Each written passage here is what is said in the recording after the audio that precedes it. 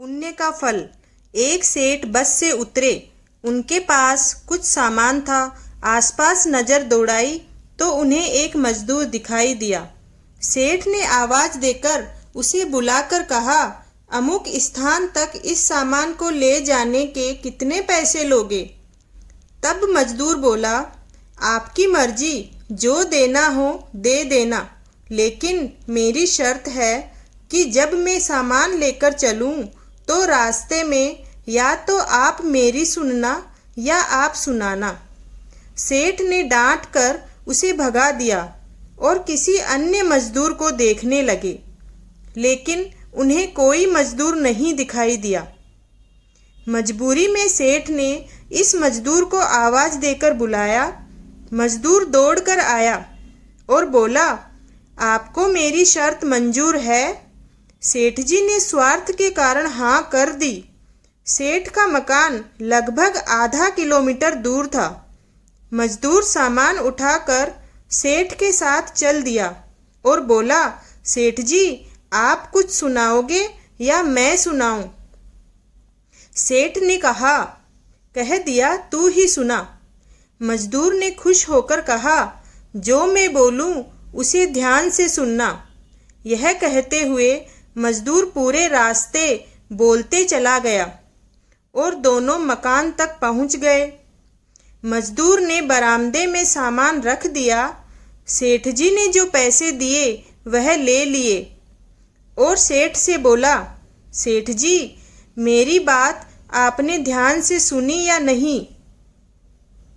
सेठ ने कहा, मैंने तेरी कोई बात नहीं सुनी, मुझे तो बस अपना काम निकलवाना था। तब मजदूर बोला, सेठ जी, आपने जीवन की बहुत बड़ी गलती कर दी। कल ठीक 7 बजे आपकी मौत होनी है। सेठ जी को गुस्सा आया और बोले, तेरी बकवास बहुत देर से सुन रहा हूँ, जा रहा है या तेरी पिटाई करूँ? मजदूर बोला, मारो या छोड़ दो, कल शाम को आपकी मौत होनी है, यह तय है। अब भी मेरी बात ध्यान से सुन लो।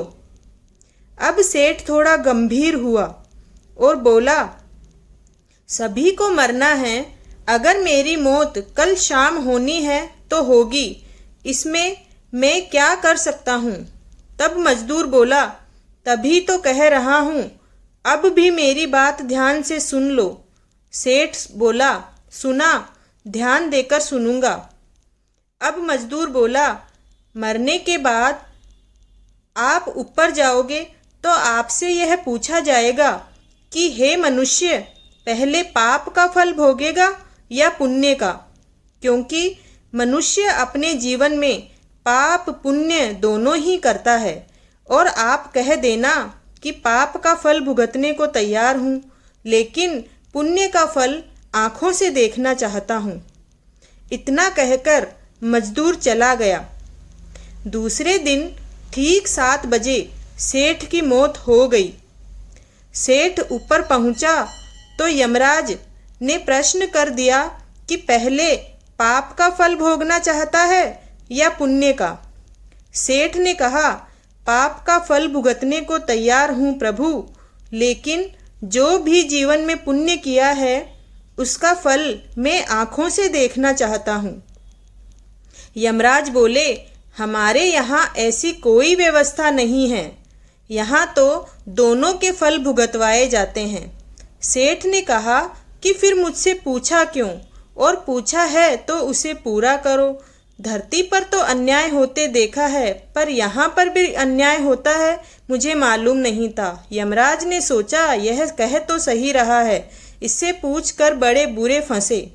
मेरे पास कोई ऐसी पावर ही नहीं है जिससे इस जीव की इच्छा पूरी हो जाए। विवश होकर यमराज ने उस सेठ को ब्रह्मा जी के पास ले गए और पूरी बात बता दी। ब्रह्मा जी ने अपनी पोथी निकालकर सारे पन्ने पलट डाले, लेकिन उनके कानून की कोई ऐसी धारा या उपधारा नहीं मिली जिससे इस जीव की इच्छा पूरी हो सके।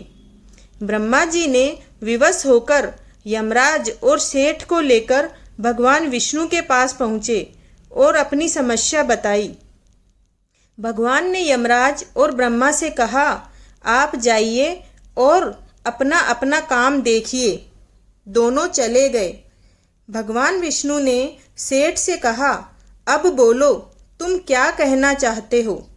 सेठ बोला, हे प्रभु, मैं तो शुरू से एक ही बात कह रहा हूँ कि पाप का फल भुगतने को तैयार हूँ, लेकिन पुण्य का फल अपनी आँखों से देखना चाहता हूँ।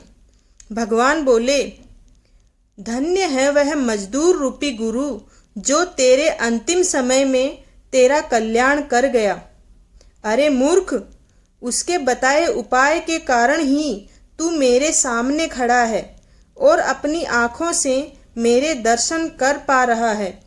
इससे बड़ा पुण्य का फल क्या देखना चाहता है?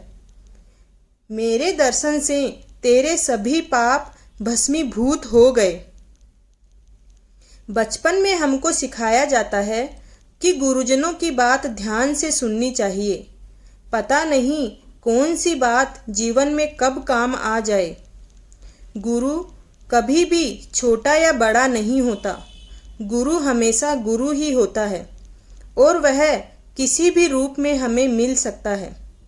अगर आपको यह कहानी पसंद आई तो कहानी को एक लाइक ज़रूर करें और मेरे चैनल को सब्सक्राइब ज़रूर करना। धन्यवाद।